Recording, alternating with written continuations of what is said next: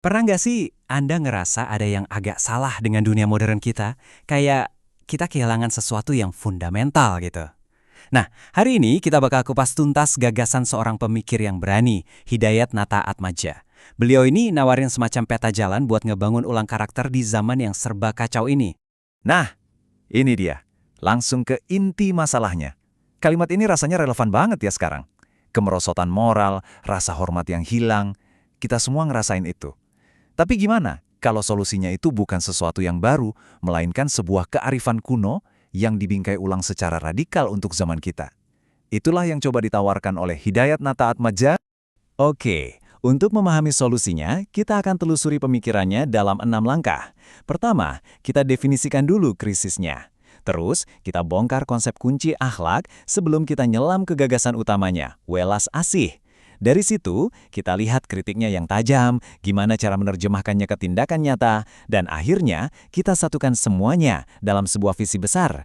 Yuk kita mulai. Jadi, kita mulai dari mana? Ya, dari fondasinya dulu. Sebelum kita bisa memperbaiki karakter, kita harus sepakat dulu nih, apa sih sebenarnya yang kita maksud dengan kata akhlak? Ternyata ini lebih dalam dari yang kita kira loh. Nah, ini dia kuncinya. Akhlak itu bukan pilihan sadar yang kita ambil sesekali. Bayangin aja ini kayak sistem operasi di dalam jiwa kita.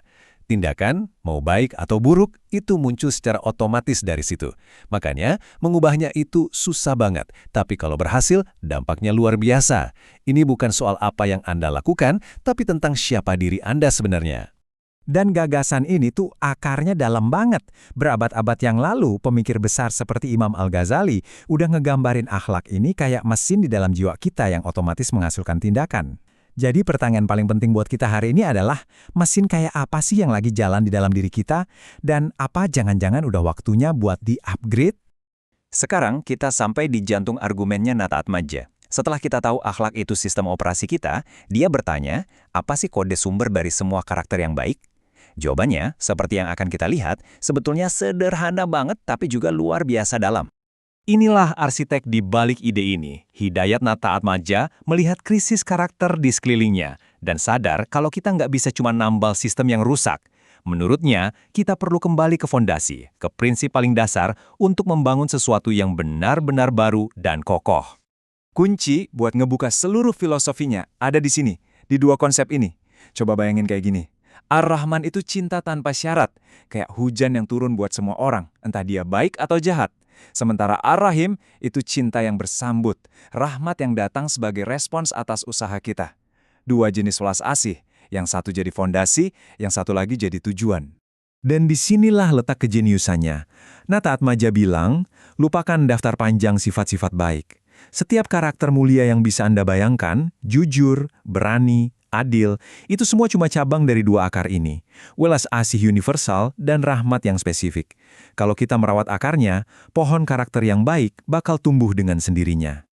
Sampai sini, gagasannya terasa positif ya. Tapi sekarang, kita bakal lihat sisi pembangkang dari Nata Atmaja. Karena dia nggak cuma ngasih tahu apa yang harus kita lakukan. Dia juga dengan berani nunjuk apa yang menurutnya udah salah kita lakukan selama berabad-abad. Ini pertanyaan yang harus kita tanyain kan, kalau jawabannya sesederhana welas asih, kenapa dunia kita nggak penuh sama itu? Kenapa susah banget? Nah, jawaban Nata Atmaja untuk pertanyaan ini menantang salah satu pilar pemikiran besar, baik dari barat maupun timur. Menurut Nata Atmaja, biang keroknya adalah obsesi kita pada logika formal yang dingin dan kaku, warisan dari pemikir kayak Aristoteles. Dia bilang, logika itu alat yang hebat, tapi kita udah coba pakai alat itu buat tugas yang salah. Logika bisa membedah mesin, tapi dia nggak bisa memahami misteri hati manusia atau kebenaran spiritual.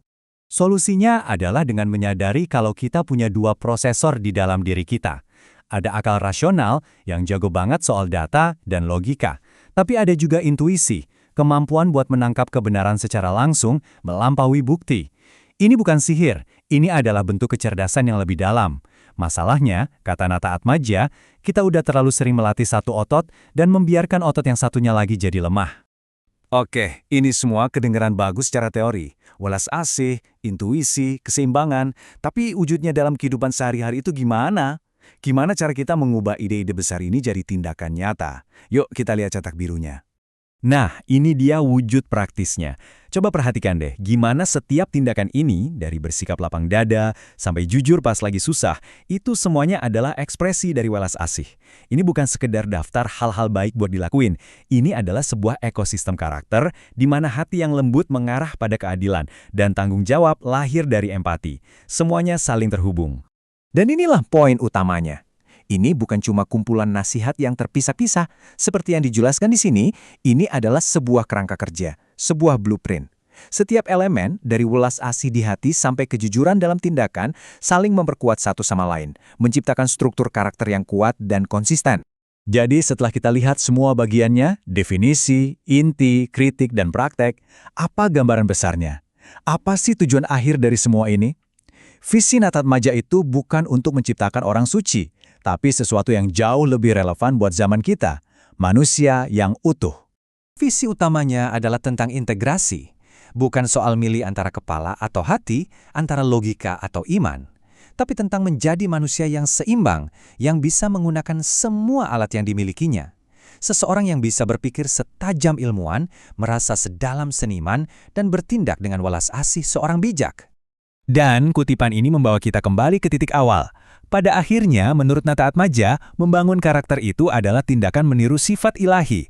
Ini tentang mencoba, dalam hidup kita yang terbatas ini, untuk jadi cerminan kecil dari welas asih tak terbatas yang menggerakkan alam semesta. Jadi, saya mau meninggalkan Anda dengan satu pemikiran terakhir.